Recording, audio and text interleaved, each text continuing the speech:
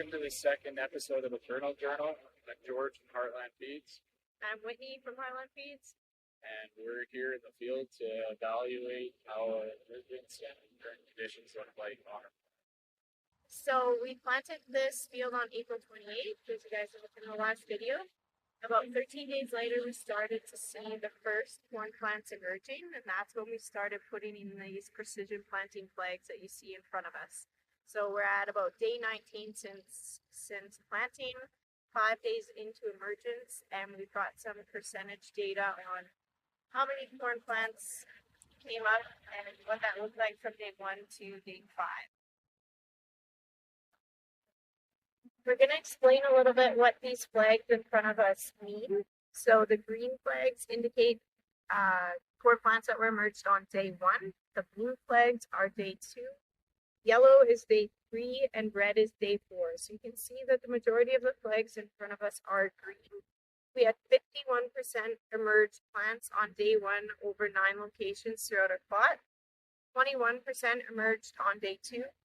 19% emerged on day 3 and 9%. The average plant stand was 31,000 throughout those 9 locations as well, and we did seed at 34 projects. So we are expecting late emergers just due to varying soil conditions, rocks in the field, that sort of thing. So one thing that we're going to do here is we're going to leave these flags in the field throughout the season. So we know that emergence has a very big impact on pod development.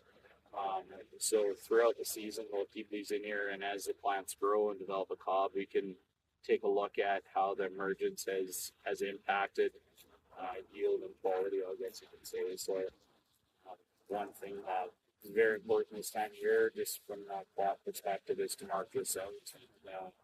It goes back to how crucial it is at planting to make sure that you have a good seed bed and prep and everything's in place. So we dug up a couple plants, one that has been emerged for probably 4 or 5 or maybe 6 days, and one that just emerged in the last couple of days looking at it.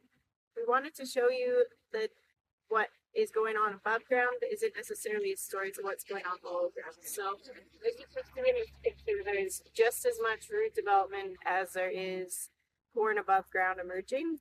And the reason that corn can be so frost tolerant is because early on it's working on putting all of its reserves into its roots so that it can handle stresses like dry conditions, hot conditions, too wet, cold season a little bit better than something like one that it's going to above ground. It can't take frost very long. So the next video we'll take will be for pre-spray. We're going to come through and just look at where emergence is at on the corn crop, as well as looking at volunteer canola and whatever weeds might appear. And at that video, we'll discuss kind of the chemistry that we're going to use to control that. Thank you for joining us on our second episode of the Kernel Journal.